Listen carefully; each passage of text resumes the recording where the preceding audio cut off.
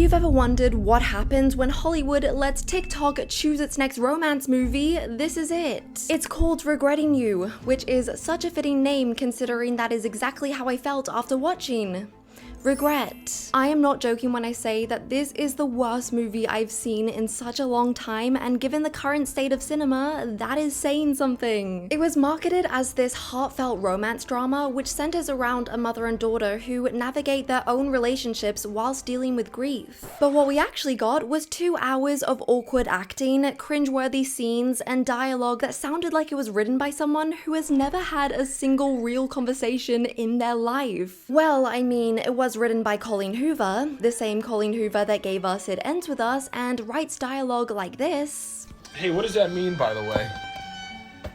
The f do you mean by that, by the way? Can't just say that and leave. So maybe I shouldn't have been so surprised. And don't worry if you haven't seen the movie. In fact, please don't. I'm about to save you the trauma. Because when you hear what actually happens in this film, you'll be grateful that you just chose to watch my video instead. Just to give you a little taster of what to expect, the movie straight up romanticizes cheating on your partner and expects you to root for it.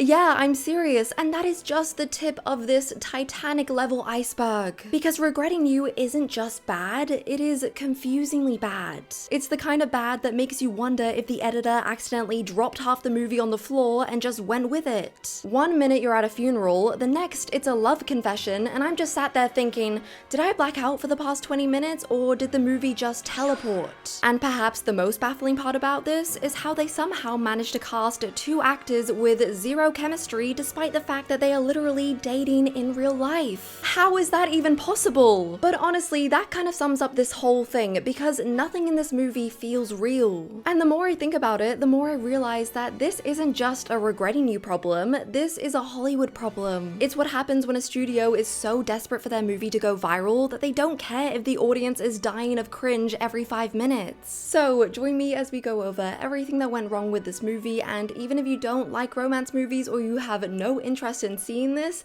trust me, you're gonna want to hear it. Firstly, I need to talk about the controversial author of the book, Miss Colleen Hoover, otherwise known as the Queen of BookTok. Don't worry, for all my non-TikTok folk out there, BookTok is essentially a corner of TikTok where people go to cry over fictional men, post dramatic reading reactions, and aggressively recommend the same 5 books to each other over and over again, and you can almost guarantee that a Colleen Hoover romance book will be in every single video. And this isn't me bashing BookTok, by the way, because I'm also a part of BookTok, but not on the Colleen Hoover side of things. What many people don't know is that Colleen Hoover kind of split BookTok in the middle. On the mainstream side of things, her fans absolutely adore her, and they're the reason she somehow ended up with 4 movie adaptations in development within just 2 years. But on the other side of things, there is just a whole group of people who absolutely hate her. Her writing has been criticized for romanticizing toxic relationships, blurring the lines between love and manipulation, and treating abuse like a plot twist instead of a serious theme. And that's kind of her thing, messy relationships and bad decisions which somehow always end up romantic. So you can see why some people have a problem with it. And then of course we all remember the disaster surrounding her last movie adaptation, It Ends With Us, which was basically marketed as this fun, girly pop romance adventure.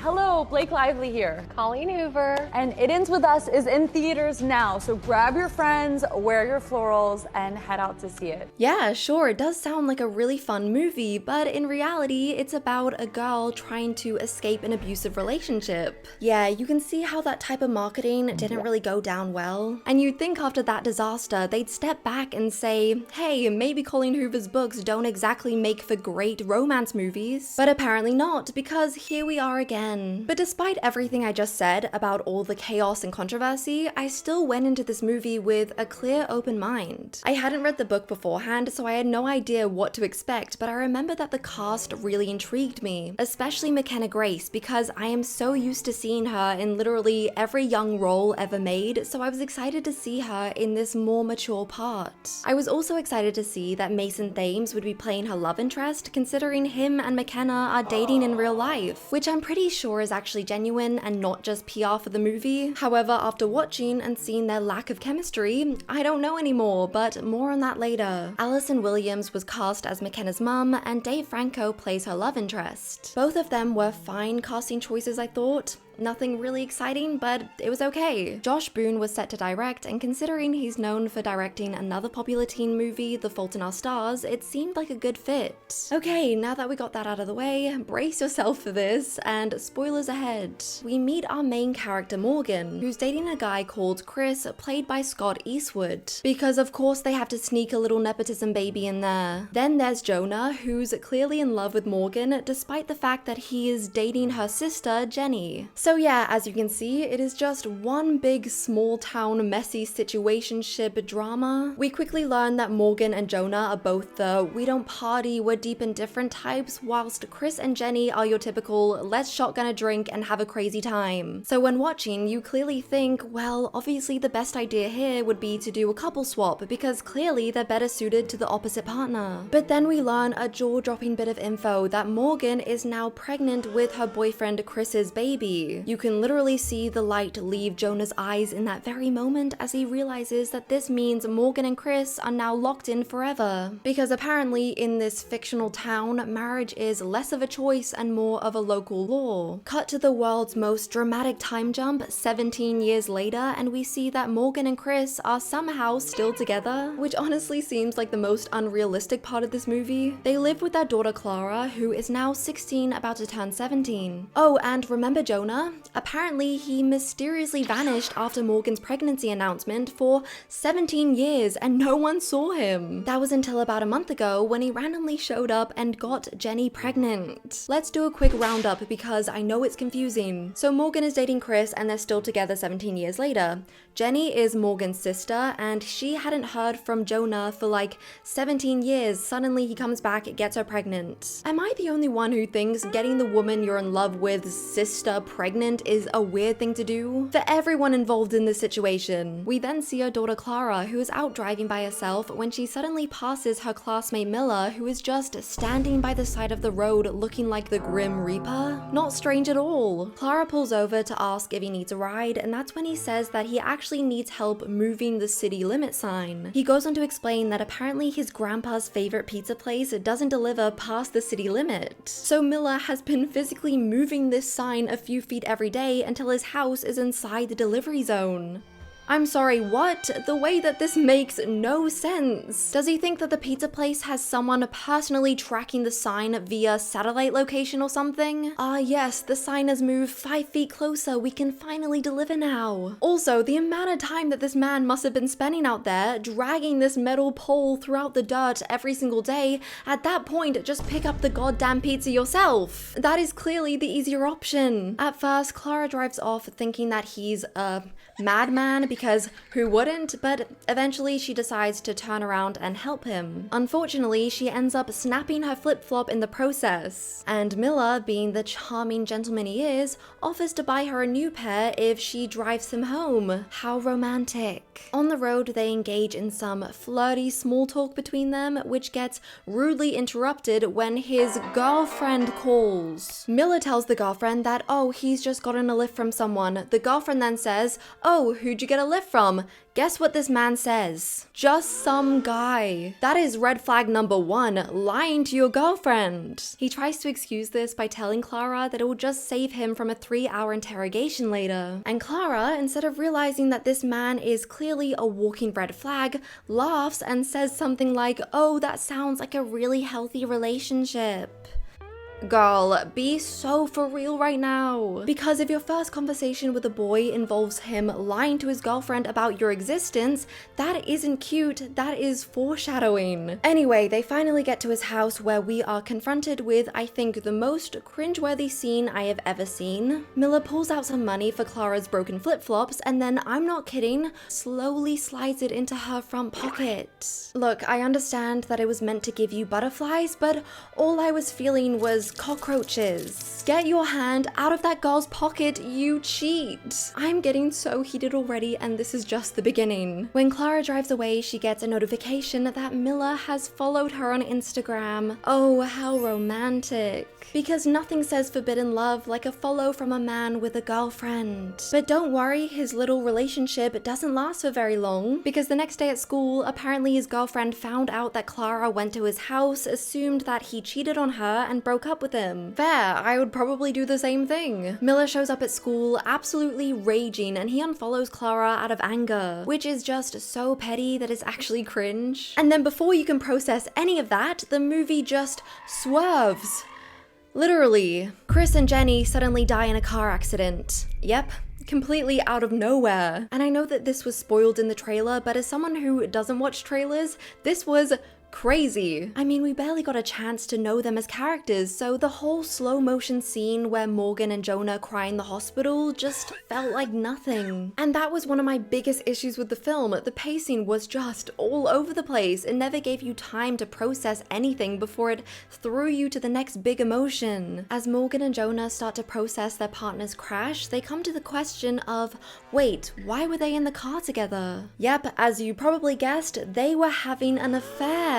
Huge double whammy. I actually did find this part of the story really quite interesting, and I think it had a lot of potential to be really complex, but it just never quite got there. Mainly because the two surviving spouses were the ones with zero personality, and the movie did nothing to make them interesting. Morgan basically becomes a walking stereotype who does nothing but drink wine and watch reality TV. Jonah, on the other hand, is now having a crisis about how he's gonna raise his child on his own. Meanwhile, Clara is just trying to keep it all together, but she is completely consumed by guilt. Turns out she was texting her aunt right before the crash, and she now thinks that it was her fault. She doesn't know that her dad was actually the one driving Jenny's car that night. And quickly, speaking of texting, I just need to talk about the texting scenes in this movie because they are the funniest things I've ever seen. It tries to be modern and have the text bubbles on the screen, which would have been fine, but for some reason, they decided to add a voiceover of them speaking the text. It just looks so awkward because the emotional voiceover just didn't match their blank text expressions. I honestly want to start a petition to never see this style of texting in the movies ever again. To make matters worse, her mum decides not to tell Clara about her dad and aunt's affair because she doesn't want to ruin her image of them, which I can understand to an extent, but I also just hate this no communication trope. Like, if everyone in this movie just sat down and had one conversation, there would be no movie. It would be solved. Flash forward to her dad's funeral, which is just too much for her, and she decides to go get some fresh air alone, but uh-oh, here comes Miller, who follows her out. Come on, just leave her alone. You already upset her enough with the unfollow. Anyway, of course they make up quickly, and they both leave the funeral together so that Clara can just take her mind off things. What follows is actually a really cute scene of them in the car, and it feels like they're starting to really get along, like there's finally some romance in the air. And it's nice to see this moment where Clara feels a bit better after everything that's been going on in her life. It's clear to see that Miller makes her happy. But that was until he burst Clara's little bubble and said that he got back with his girlfriend. Yeah, way to go, buddy. Way to kick a girl when she's already down. Of course, Clara is there like, well, why are you giving me mixed signals? Why would you pick me up and take me out somewhere? To which he responds that he was just making sure she was okay. Is this what romance is now? Because if it is, I don't want it. I am not joking when I say that these two probably have the worst romantic build-up that I have ever seen. Because like a week later, Miller then confesses that he couldn't stop thinking about Clara and he broke up with his girlfriend so that they could be together. But it's like, where did this come from? If he really felt that way from the very beginning, then why did he get back with his girlfriend? I just couldn't believe that they were using that as this couple's big love confessional moment. And you've got Little Miss Sunshine and Rainbows out here acting like it's the most romantic thing in the world. From there on out, the two of them are now dating, and I'm not exaggerating when I say that this was probably the most anticlimactic love story I have ever seen in my whole life. But surprise, surprise, it somehow manages to get worse than that. But before we get into it, let's just switch back on over to our older duo who seem to be having a midlife crisis. It's weird because for a movie that starts off with two people literally dying, it somehow makes you feel like the main characters just didn't care about them at all. Morgan and Jonah find out that their partners were cheating, and instead of, I don't know, grieving, they react like someone just cancelled their dinner plans. And that's the problem. If this movie would have actually taken like a minute to show these couples through flashbacks or just anything, then maybe we would have actually cared about them. The only flashback they show us is a younger Jonah and Morgan in the pool having this weirdly intimate moment where they lock legs with each other. But honestly, I couldn't focus on the moment because I was so distracted by the de-aging on Dave Franco's face. That man straight up looked like a poisoned Victorian child. Anyway, I just wish that they took that opportunity to explore that complex grief more and not just treat their deaths like a free pass for Jonah and Morgan to finally get together. The only moment I felt like either of them had actual human feelings was the moment when Jonah comes bursting through the door handing Morgan his baby. He then says, and I quote, "The baby has Chris's smile." Sorry, you mean this stereotypical, most baby-looking baby I've ever seen in my life has Chris's smile? They couldn't have said he has Chris's eyes or something? Anyway, that's the next bombshell where we realize that the baby isn't Jonah's and Chris is actually the dad. To handle this, Jonah just leaves his baby with Morgan for like 2 days straight. What a nice guy. After doing some research about the book, I was surprised to discover that the main relationship dynamic is supposed to be between mother and daughter, but this movie just didn't translate that well at all. Even when Morgan and Clara fight, there is just no substance there. It just doesn't feel like a real mother-daughter relationship. Allison Williams' acting doesn't help this in the slightest because majority of the time she's supposed to look sad, she just looks like she's trying not to laugh. But yeah, I just wish they put more effort into this relationship instead of solely focusing on their love interests. Also, it is so hard to believe that this smart 16-year-old girl wouldn't have been able to work out that her dad and aunt had an affair. She literally had all the puzzle pieces she needed. She just needed to think for about 1 second. She witnesses her mum throwing away her dad's things, but to her, she just thinks,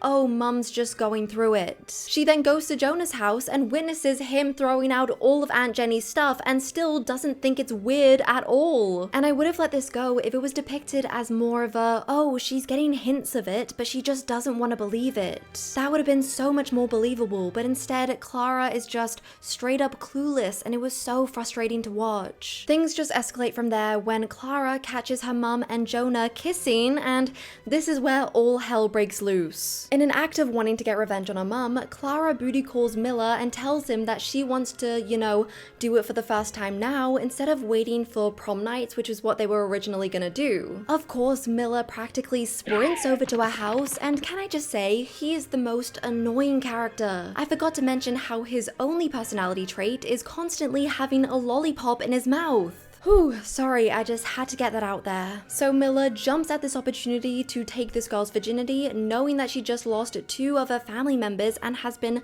constantly fighting with her mum. Naturally, Clara breaks down right before they do anything, explaining to Miller what just happened with her mum. And when I tell you that this man had the audacity to be the one who was upset, the dialogue goes as follows. He says, "You weren't ready, we said prom and you just wanted to do it to get back at your mum." Clara then tells him that she's sorry and it wasn't personal, but Miller wasn't having it. He turns around and says, exactly, the one thing that was supposed to be the most personal wasn't personal at all.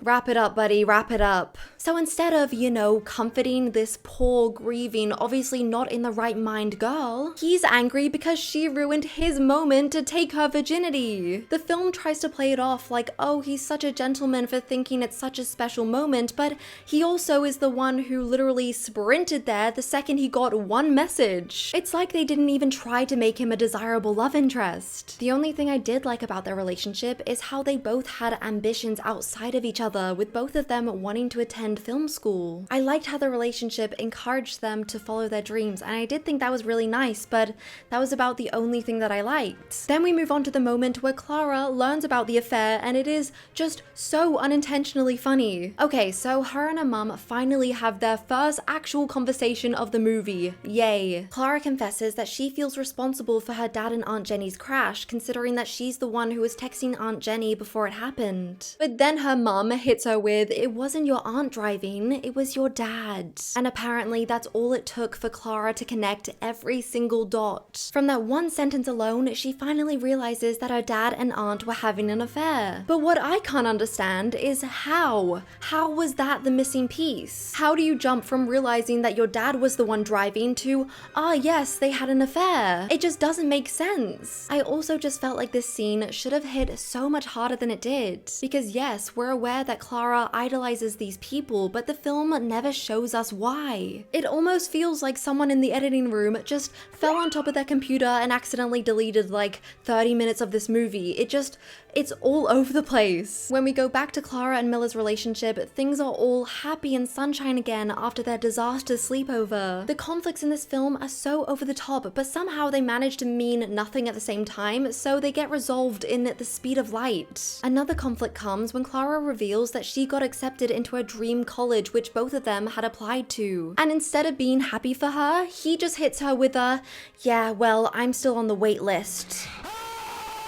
Just say congratulations. He acts like it's somehow her fault that he hasn't got accepted yet. It was just such a boring conflict, and I felt like they should have just stuck with Clara using Miller as an act of rebellion against her mum, and also made it last a lot longer. That way their resolution would be far more interesting than it was. But here's where things get even more confusing, because all of this kind of leads up to this end moment where Miller surprises Clara with this big prom proposal. He gathers all her family and friends to surprise her with this video that took him a year to make. It's basically just a compilation of him asking her to be his date for the prom at just random moments throughout the year. There is one in particular that stood out to me, and it was filmed during the first scene they met, where she drives past him contemplating whether or not to pick him up. So get this, somehow within those few seconds of contemplation, he manages to whip out his camera and says something like, "Clara, you don't know this, but if you turn the car around right now, I'm gonna take it as a sign to break up with my girlfriend and pursue you."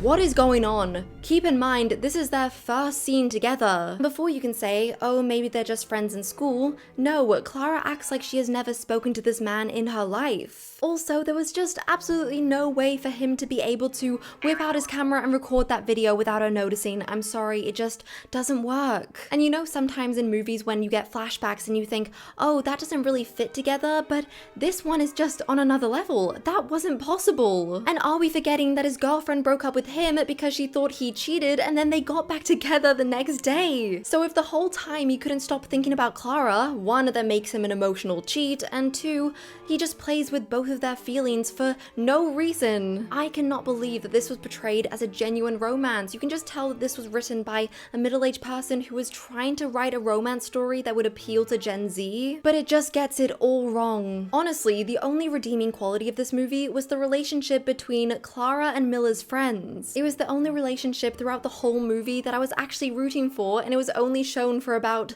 5 minutes. It's annoying because I feel like this really could have been a decent drama with a story full of potential, but somehow it turns an emotional breakdown into a fever dream. You had Allison Williams with her deadpan look, Dave Franco with his dry delivery, McKenna Grace's emotional crying scenes, and then Mason Thames with his goddamn lollipop. It's like everyone is acting in a completely different movie. I also just feel like there's this huge wave of new generation actors who care less about acting and more about how they look on screen for TikTok edits. Especially Mason Thames, who clenches his jaw in this movie more than he speaks. Overall, the film thinks it's being deep and tragic, but it's so weirdly staged that it just ends up being so unintentionally funny. I found myself laughing at all the wrong moments, and I think that pretty much sums up the whole movie for me. But the more I thought about this movie, the more I realized that this isn't just bad filmmaking, it's kind of a reflection of where Hollywood is right now. Every movie is engineered to be digestible, memeable, and easily edited into a 10-second TikTok clip.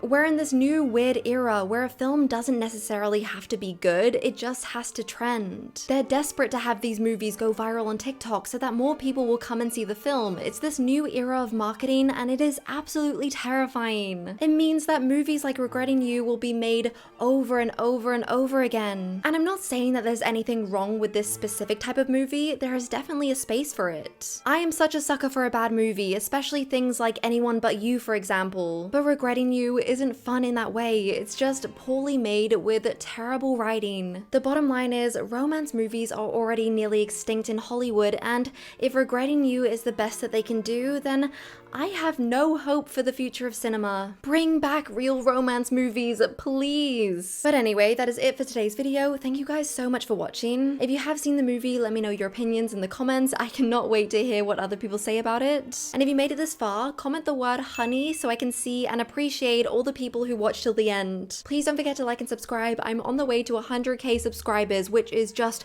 mind-blowing. Thank you so much, and I will see you in the next video. Bye!